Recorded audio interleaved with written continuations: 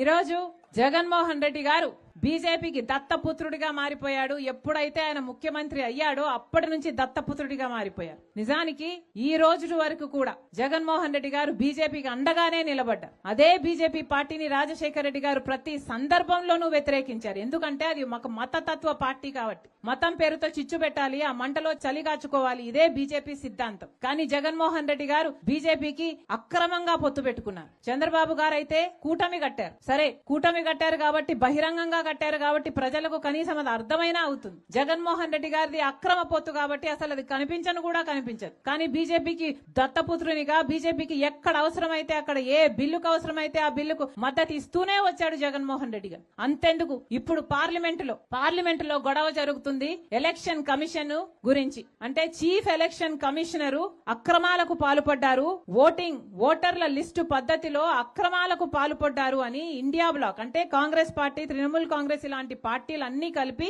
ఈయన మీద no trust అన్నట్టుగా ఈయనని తొలగించాలి అని పార్లమెంటులో నోటీసులు కూడా ఇచ్చారు. కానీ దీనికి ఎంత మటుకు జగన్మోహన్ రెడ్డి గారు మద్దతు ఇస్తారో చూడాలి. ఇప్పటి వరకు జగన్మోహన్ రెడ్డి గారు బీదేడుపులు ఏడ్చారు. ఎలక్షన్లలో మేము ఓడిపోవడం అన్యాయం అన్నారు, ఈవీఎంలలో మోసం జరిగింది అన్నారు, అక్క చెల్లెమ్మలు నాకెందుకు ఓటేయలేదో అర్థం కావటం లేదన్నారు, పెన్షన్లు తీసుకుంటున్న వారు నాకెందుకు ఓటు పడలేదో అర్థం కావడం లేదన్నారు. మరి నిజంగానే జగన్మోహన్ రెడ్డి గారు ఈవీఎంలో అవకతవకలు జరిగాయి అని నమ్మితే మరి ఈ ఎలక్షన్ కమిషనర్ ఎవరైతే ఉన్నారో ఆయనను తొలగించడానికి ఇచ్చిన నోటీసులలో జగన్మోహన్ రెడ్డి గారు మద్దతు ఇవ్వాలి. కానీ జగన్మోహన్ రెడ్డి గారు మోడీకి దత్తపుత్రుడు కాబట్టి మద్దతు ఇవ్వరు. జగన్మోహన్ రెడ్డి గారికి ఈ విషయం మీద నిరూపించుకోవాల్సిన అవసరం ఉంది. నిజంగానే అవకతవకలు జరిగాయి అని మీరు నమ్మితే ఇప్పటికే బీజేపీ ప్రతి వ్యవస్థను తమ గుపెట్లో పెట్టుకుంది. సిబిఐ అయినా సరే, ఆర్బీఐ అయినా సరే, స్టాక్ ఎక్స్చేంజ్ అయినా సరే, ఈడీ అయినా సరే, ఇన్కమ్ ట్యాక్స్ అయినా సరే, ఆఖరికి ఎలక్షన్ కమిషన్ అయినా సరే అన్నిటినీ తమ గుప్పెట్లో పెట్టుకుంది. కానీ ఒక్క నాయకుడు మాట్లాడటం లేదు. కారణం